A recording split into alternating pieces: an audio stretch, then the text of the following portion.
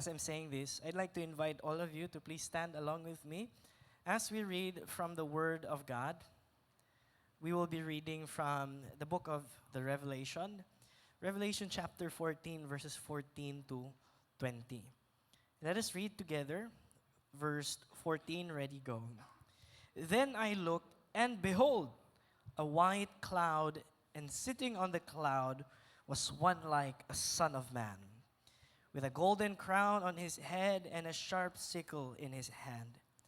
And another angel came out of heaven, calling out with a loud voice to him who sat on the cloud, "Put your sickle and reap, for the hour to reap has come, because the harvest of the earth is ripe."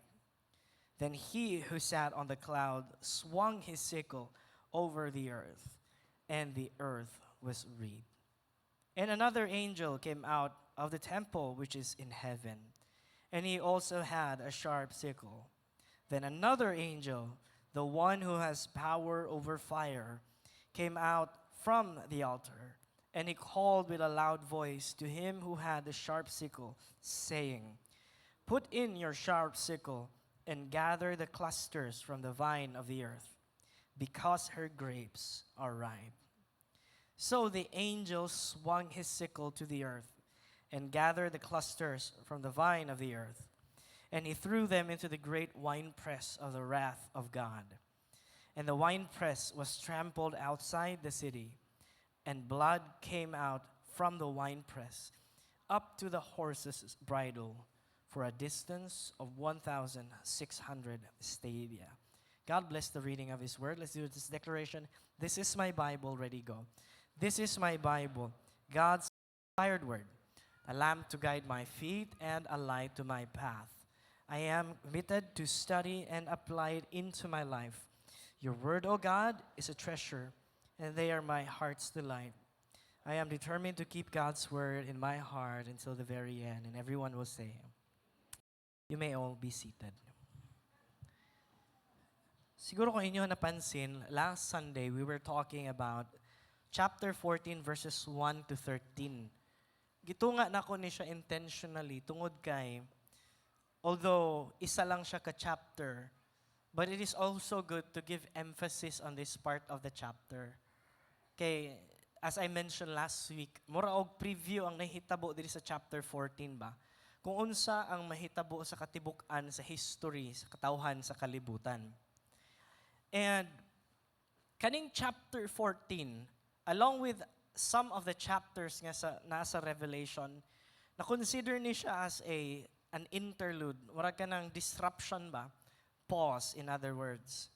Kung maminaw tag music, kanang interlude, usually kanang mga dagko ng mga orchestra, no? Usually na gina-follow nga melody ang orchestra.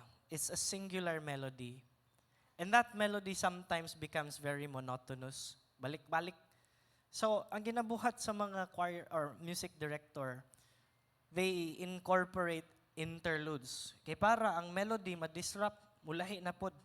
And then it will prepare the ears of those listening to the next section of that orchestra. Muna it gamit sa interlude. Makahuna-huna ka ba if you're listening to music? Now, if you look at this, so far, natay tulo pa ka interludes nga na-encounter sa Revelation. First is Revelation chapter 7. Dito sa 7, it is found in between the 6th and the 7th seal. Pag abli sa sixth seal, nagkaroon siya interlude. No? And this chapter, diri na to first na encounter tong 144,000 in heaven. Sunod ani is from chapter 10 until chapter 11. Again, in between siya sa 6th and sa 7th nga trumpet. And this covers the entire sweep of katubitong naay angel nga na siya gibit-bit nga scroll and the two witnesses. And if you still remember the description of the scroll, ingon si John, the angel gave me the scroll. I took the scroll and I ate it, and it was sweet to the mouth, bitter or sour to the stomach. So dito na to na-encounter ang paboritong recipe gikan sa langit. Sweet and sour scroll. Okay? Next, chapter 12 and chapter 14. This is where we are right now. This is another interlude. And makita nato diri ang woman, ang dragon, ang beast, and the three angels' messages, which was described last week. Today, we will be dealing with something na akong na-consider ganina nga medyo mainit nga topic, because there are plenty of movies nga gibuhat based on this singular reality sa Bible. And I'm talking about the Armageddon. Kasi naka-remember ng Armageddon nga palabas sa una. Ang nagnisi lang yun diri mahibalaan ang edad. No? Insa itong lead artist sa Armageddon, si Bruce Willis. Unya, nana din tong famous na kanta, I don't wanna close my eyes. Right? This is not about that. This Armageddon is simply a bloodbath. Nga naman, if you look at the scripture today, as we will learn, Armageddon, as I ask the question, is it a battle or a slaughter? Kung mutindog ka sa atubangan sa gamhanan nga Ginoo, there's no such thing as battle. You stand against God, it will be a bloodbath. And we're going to find about that in these passages. Nga naman kayo makuha na. Kung basahon na to itong Biblia, we are introduced to Jesus, especially siyang first coming. He came to this world as a helpless baby, wrapped in swaddling clothes, born in a manger. Ang iyang audience kay mga shepherd, mga rejects of society. These are the people that witnessed the revelation of the Christ here on earth. And after that, he is known for his mercy, his gentleness, his compassion, as reflected in the story of the gospel. Pero karon, in this part of the Bible, we are introduced to the other side of Christ. That Christ, in his second coming, will no longer come as a baby. He will come as a righteous king and judge. And kani siya, dili na niya sikreto ang pag-abot niya. He will come and the world will see. Every eye will see the coming of the Savior. This time, he's not coming to save, but he's coming to judge. And this coming will be marked with majesty, triumph, victory. And if you notice that, ngano nakaingon man ko ana, kay kung basahon nato dito sa first part sa description ni John sa iyaha. The description of John with Christ diri is this. Behold a white cloud. White cloud. It's like the cloud is shrouding his entire being. And he was sitting on this cloud like a son of man, and the only designation nga ginahatag kang Jesus. Notice, nganong victorious, with a golden crown on his head. The golden crown the word is Stephanos. It's the victor's crown. Kumudaog ka o contest ka ni adtong panahon, ginatagaan kag Stephanos. That is the kind of crown that is given for those who wins any competition. Now look at a very, very, I would consider, outdated nga piece of equipment diri. Nga naman, diri pod sa the same chapter, mapansin ninyo, balik-balik ning mention ning word nga sickle. Okay? Kaning sickle, as we are about to find out, it's an agricultural tool. No, it's an outdated agricultural tool. Karon natay mga equipment for agriculture. Igo lang paagihon sa field, then it will do its work. You no longer have to beat your back para lang mag-harvest. But this sickle, it's a sharp farming tool for harvesting. Mo ning image na gigamit diri. In fact, some of the translations of the Bible describes chapter 14, the second half of chapter 14, as a great harvest. Now, I don't want you to miss the great balance between the two natures of Christ. The first coming and the second coming. It completes him. Okay? Ganong kompleto man.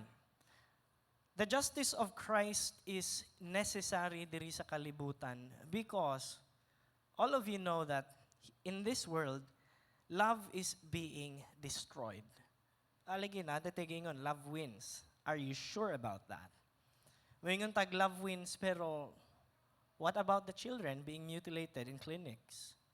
Mayingon tag love wins, pero why is disease spreading all throughout our country? Mayingon tag many other stuff, but look at the consequences that follow in its wake. All of that to say is that love is being destroyed in this world. The only thing that can assuage the destruction of love in this world is the justice of God.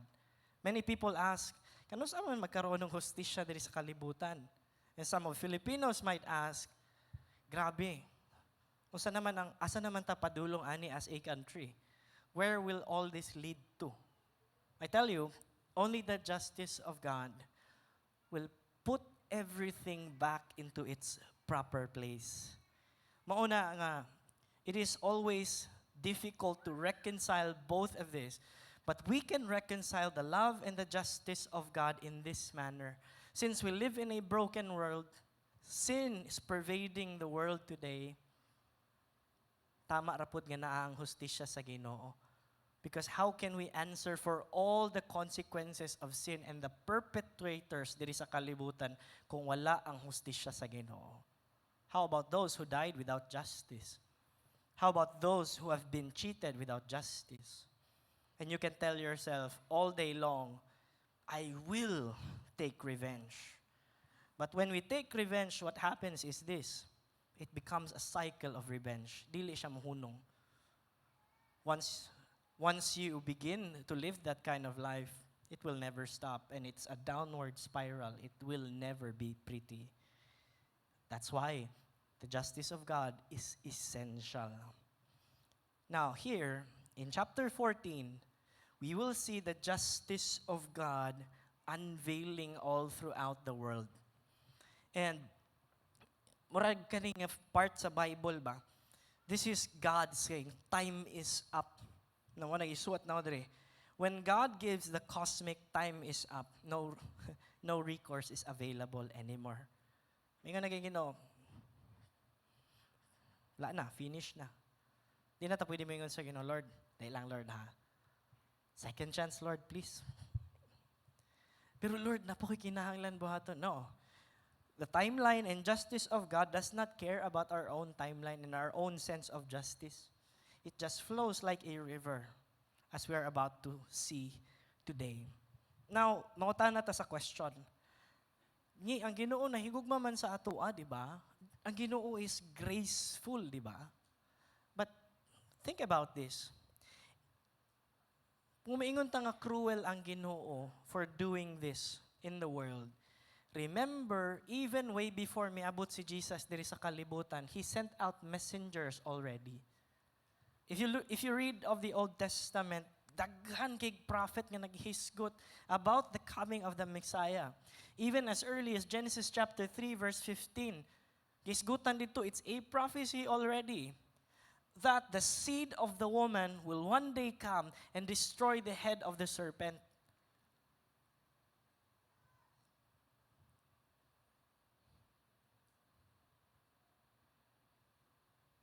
Prophets were also announcing the coming of a Messiah that will not save us from our political problems, economic problems, but a Messiah that will save us from ourselves.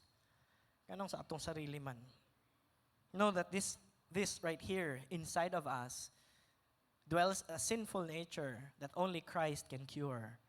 Mo bitaw makita taog ka ng, let's say, makita taog naigipatay, magreklamo ta nga na corruption, we cannot point our fingers. Di ginimayin ng tawanan eh. Why?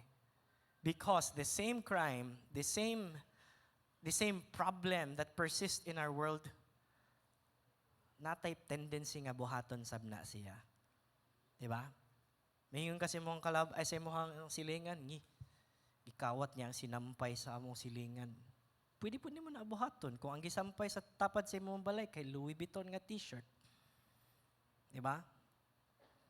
Make sense? Mayingon ta na, nangabit man na siya. You do not know. Right? Things happen. And when things happen, disaster follows in its wake. So that sinful nature is alive and well inside of us. Muda, kinahanglan na to ang gahom sa Ginoo every day. Every day, Lord, help me, God. Mabito ng kanta na-remind mo ng kanta, I need thee every hour, I need thee. That's why the Bible tells us that we need dependence sa Ginoo. And yet, because of this sinful nature inside of us, God offers a way for us. There's hope. That's why there is Christ.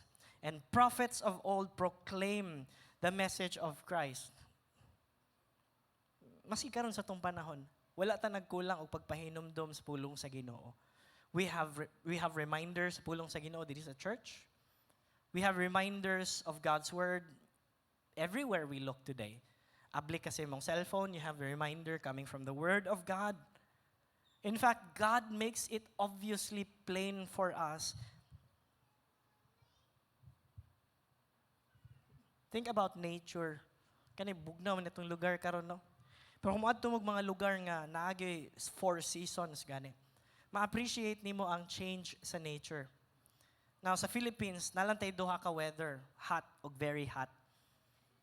Mura gyud na ato ang weather diri sa Pilipinas. Kung ato ka sa ubang nasod, na sila winter, spring, summer, ug fall. And literally ba, every time mag-change ang season, makita nimo ang outline gani niya. Say for example, summer mag-start siya around June, mahuman siya mga August, somewhere around August. Ang summer sa ubang country, for example, in Korea, mo lang example ang Korea. Ang summer nato diri every whole year man. Kumugawas ka diri, malandungan ka, okay lang sa ato sa Philippines, right? Kinay hangin. Mag-alirong ang hangin, bugnaw. Pero ang ilahang summer dito, magtindog ka sa kilid, masking nalandungan ka, maligo kasi mong singot. Kay wagyoy hangin masking gamay. And sometimes the temperature can soar for about 45 degrees Celsius. Diri sa to, reklamo na kitag 33, 36, no? 45 pataas. Yan, nakainit. And after summer comes autumn season. Hinahinay nagbugnaw ang palibot. It starts around last week of September hangtod sa November. Because winter sometimes begin early in November.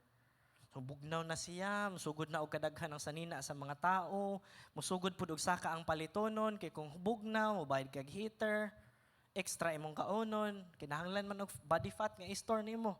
So lami gyud kay ikaon. So now winter comes. Bugnaw kay sangatanan. And I have this experience in winter na it literally blew my mind. Why? Sa ako ang dorm dito, I still remember, I was sitting down, I was trying to figure out something. So niinom kog kape. Balo beatan itong bisyo nga taod-taod mo punit og tasa. Black coffee dayon. And while drinking coffee, at least naka-jacket and everything, naman ko'y gamay nga porch dito. Nagsige siya snow ato na time. And while it was snowing, behold, a little droplet ba kanang nahulog sa akong jacket nga itom. And the shape looks like this. Mo ni siya ang literal nga dagway sa isa ka snowflake. Kung wala mo nakakita snowflakes, tibuok yung kinabuhi. Ingon anak niyang now. A snowflake is intricately shaped ba nga kanang imposible man kay nga atong freezer na to makabuog snowflake ingon anak. Ngani kagamay. Pero gamaya and in many quantities. And I thought to myself, bayan ko, kala ka no? Sa akong ka-ignorante, ako Lord, no? Sa Christmas tree lang magin ako ni makitaan ng mga butangan ni. And here we are, I saw it, this little drop of snowflake. And my reaction was, Lord, kuyawan ni mo, Lord, no, gamahanan jud ka ba? Nothing in this world can manufacture and fashion ice with this great detail and beauty other than the work of God. Kitang tanan diri gipurma man gyud ta sa Ginoo, all shapes and sizes man gyud ta. Dili po nato pwede iingon nga ato ang parents ang responsible ana nahimo lang og kanang agihanan natong parents. Ultimately, it is God who shaped all the proteins and the DNA nga nasa sulod sa tong lawas in order for us to be us. Now, Paul makes it very clear in the book of Romans. Ningon si Apostle Paul. But God shows His anger from heaven against all sinful, wicked people who suppress the truth by their wickedness. They know the truth about God because He made it obvious to them. For ever since the world was created, people have seen the earth and sky. Through everything God made, they can clearly see His invincible qualities, His eternal power, and divine nature, so they have no excuse for not knowing God. Going back to the question, is it unfair for God to carry out a judgment of this magnitude sa kalibutan in that future? I don't think so. Today, we have no excuse, let alone rejecting the offer of salvation. Because the offer of salvation is free. We can take hold of salvation, receive Christ sa toang kinabuhi. But here comes the rub. Easy lang kaay mo proclaim ba no nga si Jesus ato ang Lord sa toang kinabuhi. But it's difficult to live that kind of lifestyle. Because then, all our comforts will be shaken. Now, at this point in human history, there is a revelation. All means of chances, gihatag na. The tether of God is already at its brink. It's stretched to its absolute limit. Now, duha lang ni ka part diri karon mo na mubo ra jud kini sa ngatanan. The first part, since this is a great harvest, notice here in verses 14 to 16, there is a grain harvest. Ngano nakaingon man ko ana?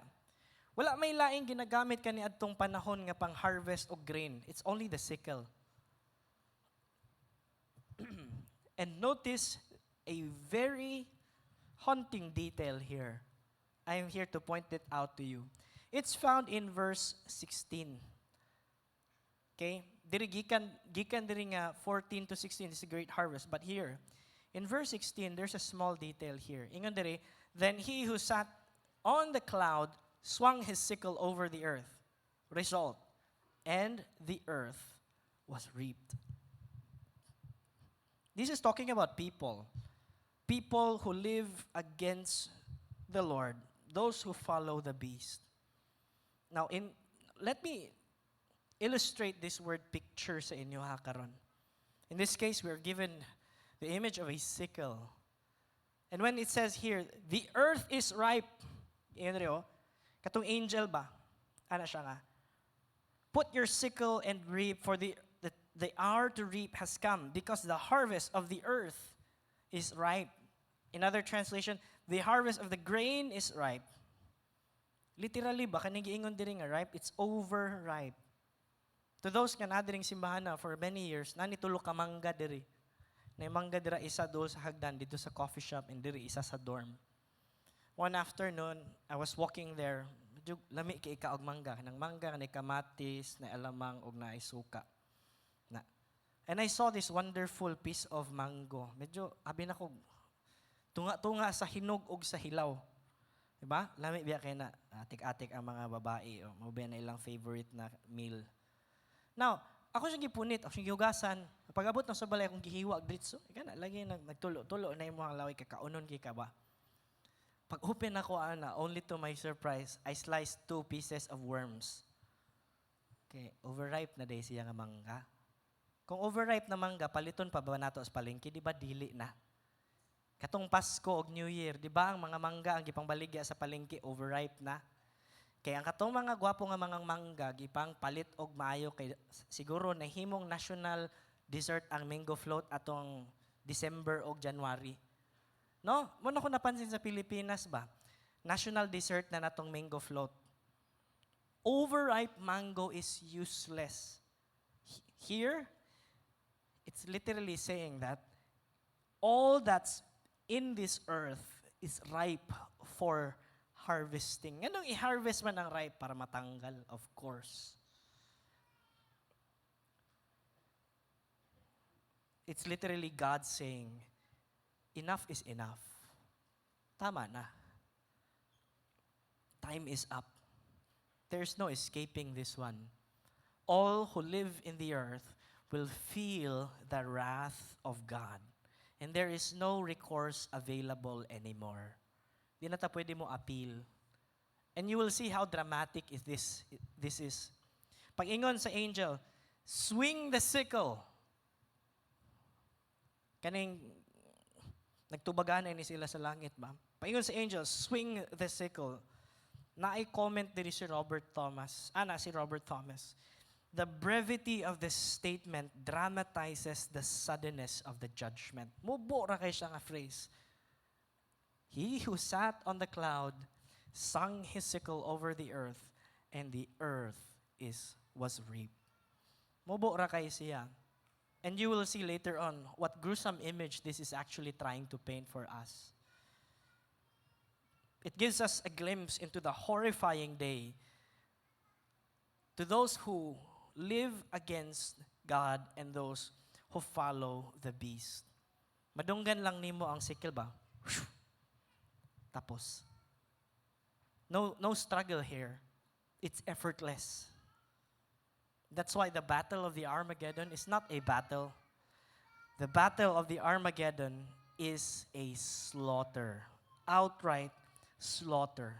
And a slaughter for those who follow the beast. Muna ang writer sa Hebrew mingon, chapter 10, verse 31.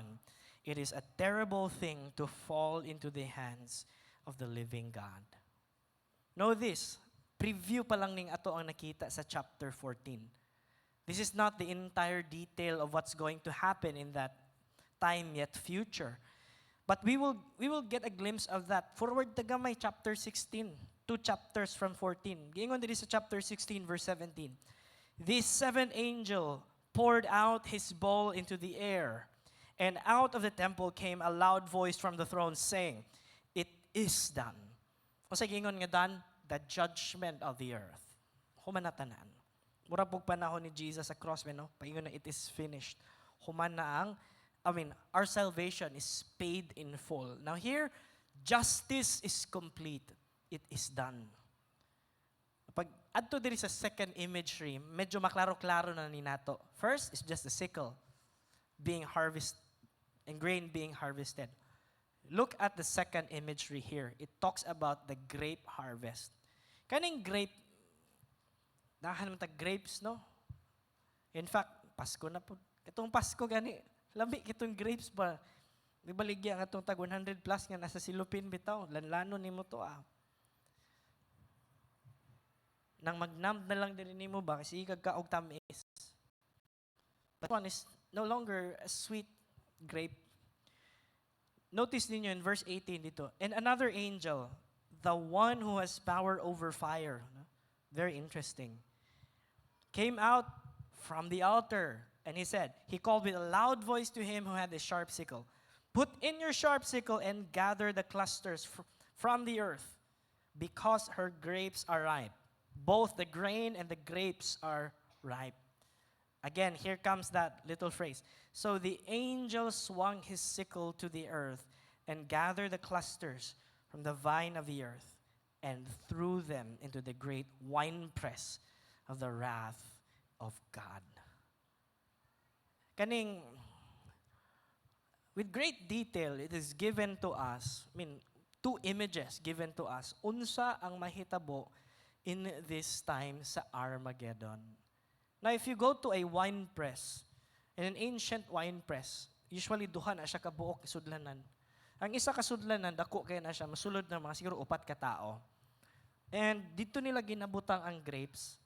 And usually, they hire children, forced labor, no? They hire children because fragile ang tiil sa mga bata, very delicate ba? So when they trample on the grapes, ang mugawas lang ang juice. Diba? And the other part of that container is where the juice will flow. Siguro, nahunahunaan po siguro nila kaniadtong panahon nga gwapo ang mga bata magtamak-tamak sa grapes kay wala pa may ingro ng mga bata. Diba? So hinlo ba? But think about this. If This is how God describes the judgment that is going to happen in the future.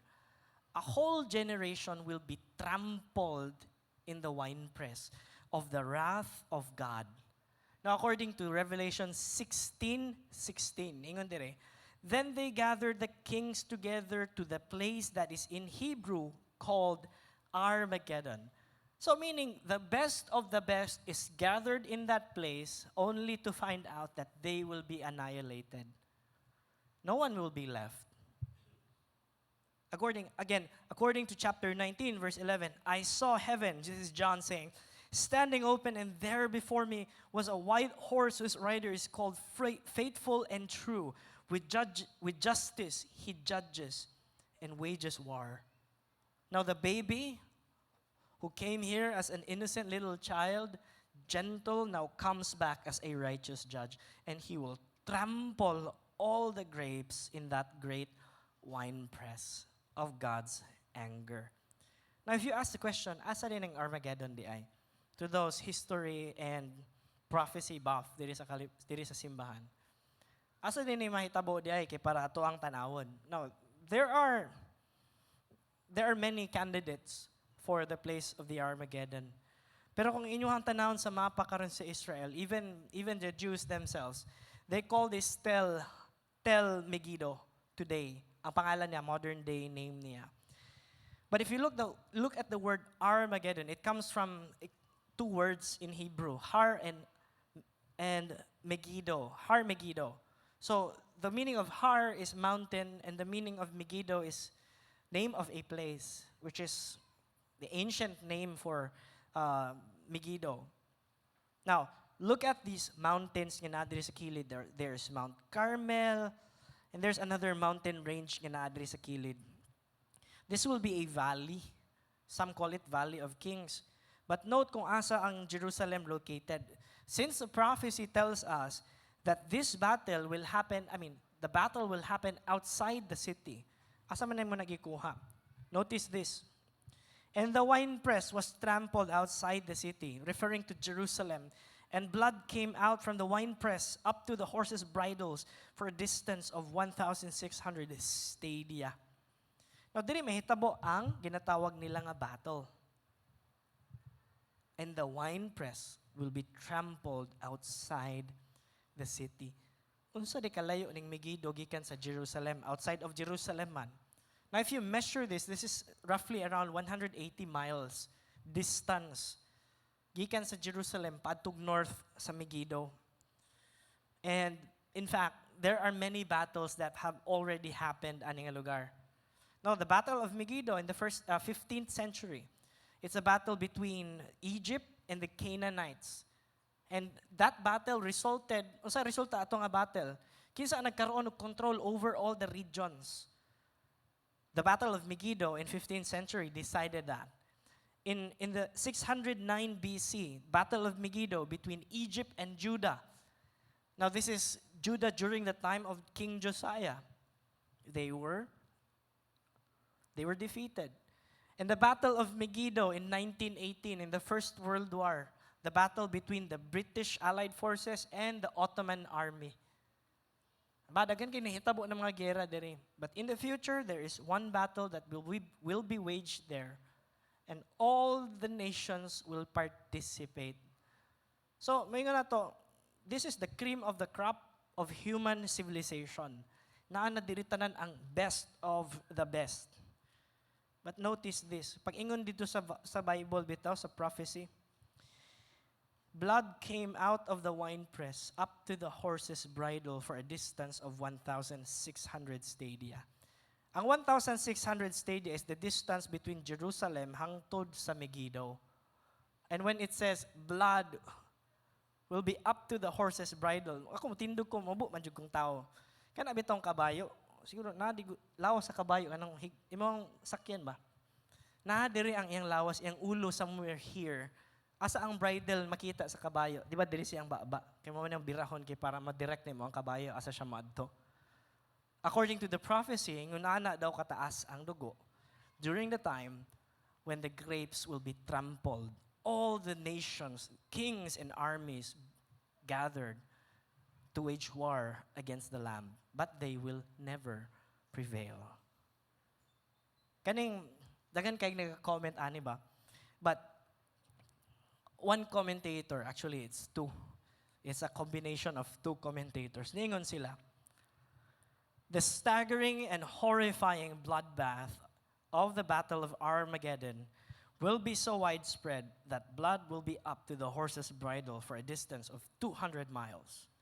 He said, a better interpretation sees this as hyperbole or exaggeration to suggest that the slaughter in which the blood will splatter into the air profusely along the whole length of the battle, but the slaughter reaches its peak, blood could flow deeply in troughs and stream beds. Armageddon, as this passage indicates, will actually be a slaughter rather than a battle. While it is the angel who cuts the grapes, it is the Lord Jesus Christ who crushes out their lives. So maybe in that future, dili siguro yung nana kalalom jud ang dugo, no? But it speaks of the body toll or body count that will perish during that day. And if napay buhi sa ato anang panahon na, nya tan-awon nimo ning Jerusalem hangtod diri sa Megiddo sa Google Earth, that place will be marked with red all over. Piles of bodies will be there. And is it a battle? No. And he swung his sickle, and the earth was reaped. Wala na. Makes you quiet, right? Yes, it's horrifying. But if you read of this, think to yourself ba, kung ang Ginoo na higugma sa ato will He carry us over to a time where we will experience all these terrible judgments? I don't think so. Kung tanawan na to ang nature sa Ginoo, ang iyang gibuhat sa ato so far, gave us away Jesus Christ. He promises us of a life with Him in heaven. And that many, many reminders comes from the Word of God telling us to live faithfully to Him. Will God actually punish the faithful, or will God punish only the unfaithful? Diba? Parents, namoy duha ka buk anak or pilagod ka buk number sa inyo anak. Basta na lang. Namoy gihatag nga instruction, nay anak ninyo na follow jud. Di ba kana ang anak matagaan og reward pag ulig balay na ay pasalubong. Pero kung tagaan ninyo instruction ninyo anak nimo buhaton niya opposite. Pasalubong lang gihapon ang iyahang maabot sa balay, pasalubong na bunal. Di ba? Tungod kay there is this distinction between unfaithful and the faithful. It's the same thing that's going to determine what it will be in the future. Now, dili ta ninyo angay mahadlok aning mga butang ang mga kaigsuonan tungod kay we are given countless reminders from the Word of God. The call is to be faithful to Him. Sometimes it's difficult to be faithful, especially when we are tested. Okay raman gina masulayan ta. Pero sa panahon nga masipyat bitaw ta sa kinabuhi. Isa ka butang ako natun-an ba? God constantly reminds us, get back up. Remember the story of Peter and Jesus? Kabalo mo unsa kapakya si Peter during that time? Ningon si Peter kang Jesus during the time wala pa gidala sa Calvary si Jesus. Lord, I will follow you wherever you will go. I will die for you, ana si Peter. That's not rash nga proclamation. Peter said it with all his heart. And during that time nga giingnan siya ni Jesus, pagkahuman nga mo tuktugaok ang manok ikatulo, you will deny me 3 times. Just imagine the magnitude of Peter's bitter reaction ato. Dili tiaw. He ran and he wept bitterly. And here now comes Jesus and Peter. Nagkita sila sa Sea of Galilee. Pagkita nilang duha, niya si Jesus siya, Peter, do you love me? 3 times gihapon. And he makes it very clear to Peter, Peter, get back up. Pagkahuman na itong conversation ni Peter ni Jesus, ingon si Jesus kang Peter, feed my sheep. After the great failure of Peter, he became the pillar of the church. Mubito natin ginatawag nga San Pedro sa itong panahon karon. Diba? Think about your life. Many times we fail, but don't let your failures determine who you are. Our failures are part of our existence as human beings. Di po nato siya pasagdan lang, ay, tao bitaw ko, okay ra ni. Remember, our failures, they might not be part of, they might not determine who we are, but sometimes these failures carry within their wake consequences after consequences after consequences. Dili po nato na siya gusto, di ba? Christ opens His arms to us, His hand saying, "Come and follow me." That's the mark of the faithful, those who follow Christ with all their hearts.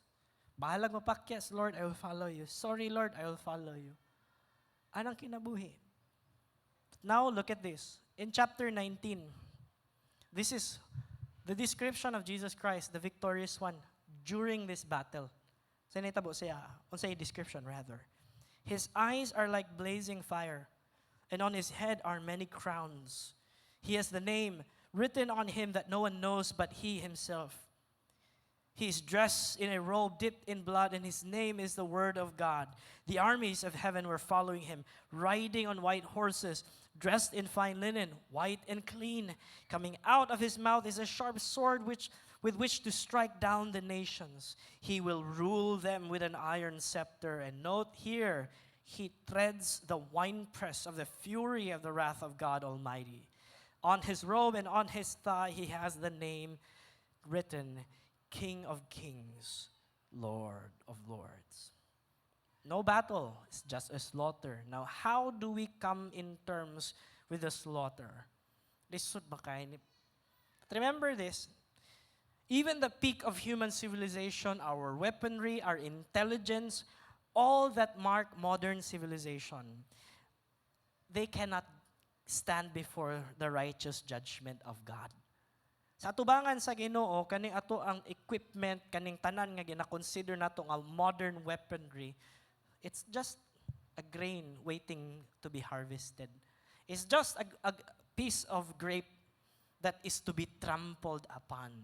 So never think about the sickle of God as something that is outdated. Because the moment human beings confront the Almighty, human beings will become obsolete. No one will be left. Kinsa ang subject ani? Katong nag-follow sa beast. Wa natay labot ni ani. Our faith in what humans can do will turn to ashes. That's why James writes, your life is like the morning fog. It is here a little while, then it is gone. Now kita, as human beings, our life is fragile, and we ourselves our life ourselves is very brief. Both pasabot. Since our life, kita nga matao is fragile and our life is brief, we need to place our life in something solid. We cannot imagine our way into heaven. We cannot feel our way to heaven. We cannot do our way to heaven. But there's only one answer to that, and that is Christ. Walay lain. Ikaduha, God's grace allows all of us freedom.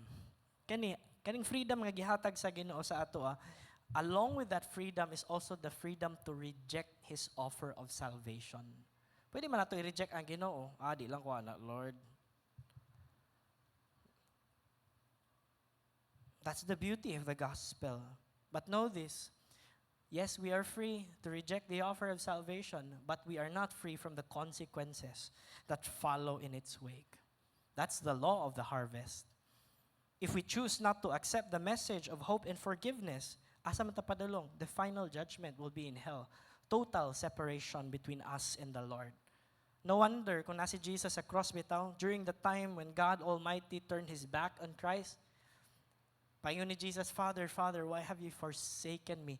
Many commentators were saying na katong panahon na to, it is the only time in Scripture recorded that Christ was afraid. O sige kahadlukan niya, separation from God. Total darkness. hell is total separation from God. And hell is real, by the way. So if the sickle of him, the righteous one, is swift, so must be our response. And lastly, number 3, God's justice holds all of us accountable. Kita tanan, isa-isa ni siya. We are accountable to our Maker. We will come before Him in that judgment day. We'll take an account of our life. Please remember this. The reason why we are here in this world is not because our parents willed it. It is because God decided it. Dili na siya, maingon, ay, aksidente lang man ko eh. Wa man ko giplano sa akong parents. By the mere fact that you exist in this world, na plano ang Ginoo para sa imo. And with that, the kind of life given to us, we will give an account to the Lord. And yes, His justice will hold us accountable. Dili ta pwede mo ingon sa atubangan sa Ginoo ba? Pero Lord, ako ang ginikanan for square man. Wala ko nagkulang og simba, Lord. Dili ta pwede mo ingon ginana. God will find only one thing, Christ in me. Mobitaw sa Colossians ningon, Christ in me, the hope of glory. That's the message of the gospel. And I think, karong kabuntagon, simple lang kayong response na ito, mga kaigsuonan. Are you faithful? Asa man ta mahimong faithful? Sa atong relationship sa Ginoo, how do you remain faithful in a relationship? You communicate. Lord, I am here again in this kind of circumstance. Medyo maglisod ko ani, Lord, help me. And you're honest before the Lord. When you pray, ask the Lord ba, Lord, wa man jud koy matago sa imong Lord ba? I have this nagging tendency inside of me nga kung makita gani nako ni siya lami jud siya duklon. Pasaylo ako, Lord. Diba? How do you maintain a relationship? Communication. You express yourself to that person. But also, equally important is the time that you give to the Lord. Tapos kitag time ihatag sa tong self, oy, very long. And it sometimes becomes bewildering ba to offer a few minutes for God, laying your life before Him that day. Tako kay nga requirement. But I tell you, that's the requirement to maintain a kind of relationship that is flourishing. Dagan madjukig magtiayon diri. Imposible madjukig nga mahimo mo magtiayon kung wala mo nag-spend og time sa matag usa. Nag-date mo sa Osmeña Park, nagpalit mo og Pepsi, nikaon og mani. Nga nang mga butanga ba no? Pero lahi naman ang generation karon no, mag-date ka og burger, chicken, samgyupsal, inom og kanang milk tea, ay ginuog ko. Muna pag-abot og 30 gidialysis na. I mean, that might sound funny to you, but that's how you build relationship. Spend time, you communicate, and you remain faithful to that person. Same thing sa ato mga anak sa Ginoo. Amen. Now here comes the more difficult part. Kung nagtuo ka nga na si Jesus imong kasing-kasing, ask yourself this question. Our salvation, it is given to us freely. But acquiring salvation is a personal decision. Ikaw gid mismo ba? Wala na ipugos sa imuha. Wala ka giana sa uy, dawat mo kang Jesus, oh. Gitamakan nimong tiil sa imong parents kay mo dawat kang Jesus. Ikaw napugos dawat na lang ko. Di ba dili? It's a personal decision. Lord, you recognize sa imong kaugalingon ba nga kung ikaw lang sa imong kinabuhi, wa jud matiti ba? Failure upon failure, heartbreak upon heartbreak. Pero maka-admit gani ka ana sa imong kaugalingon, you're helpless without Christ. And that you'd said one day sa imong kinabuhi, Lord, I accept you in my life as my Lord and Savior. Come into my heart. Be the King and Lord of my life.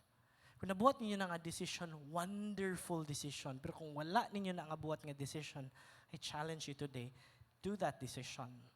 Remember, I'm not scaring you. This is This is the reality nga gikan sa pulong sa Ginoo. God's sickle, or in other, there's is one song, the swift sword of God. It's swift, and so must our response be. Di na ta magpaabot kung kinsa pa'y magtawag ninyo diri nga, accept the offer of salvation. Mura mo katong tigulang sa panahon nga nagwali, ang amigo ni, kinsa ng evangelist gani, famous evangelist, Billy Graham.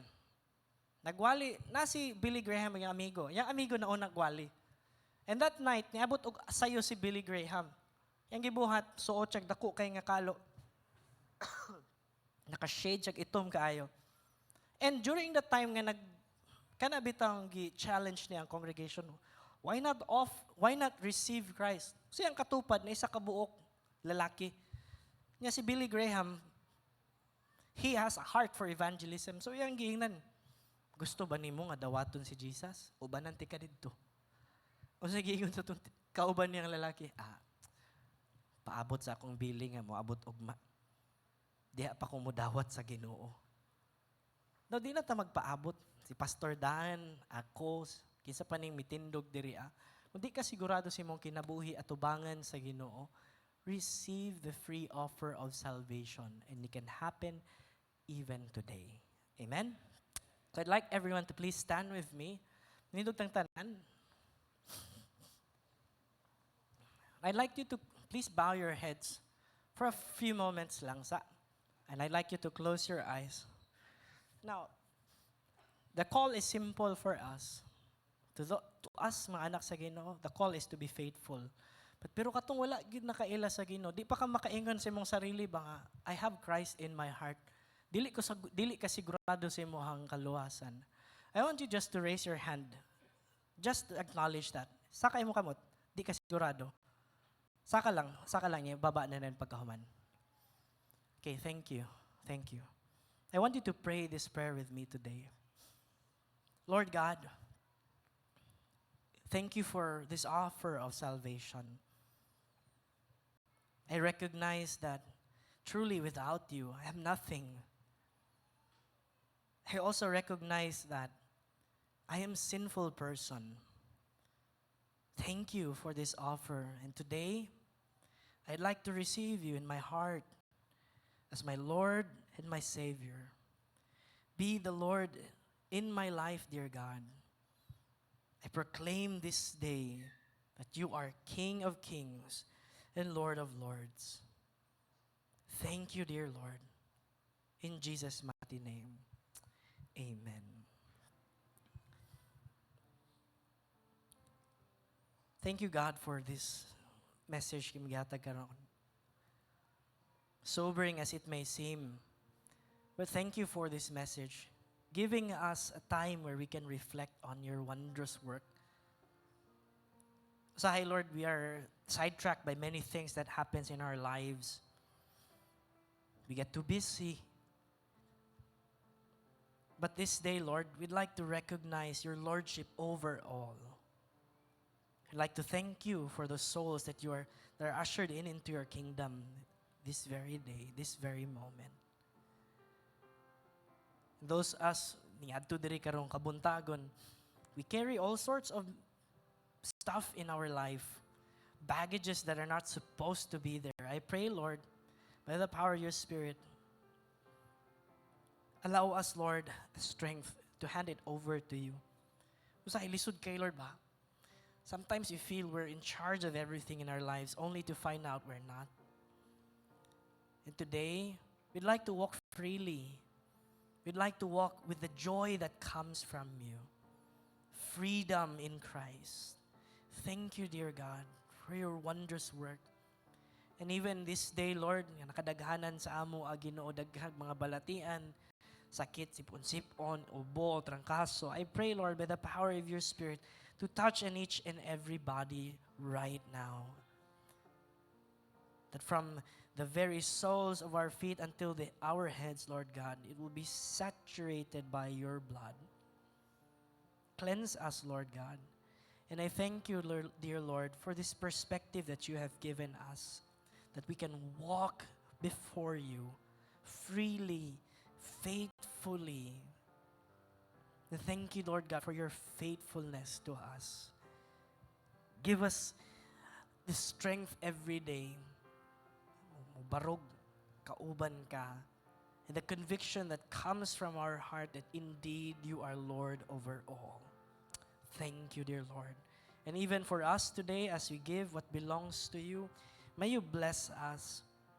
You know exactly what's in our hearts today. You know exactly what financial picture we have individually. But you also know that you are able to bless us more than we can imagine or think, according to your glorious riches. Thank you, dear God. Bless your people today, and we give you honor. For in the matchless name of Christ, we honor you and we give you praise. Everybody will say, Amen and amen. Let's give a clap of praise to the Lord.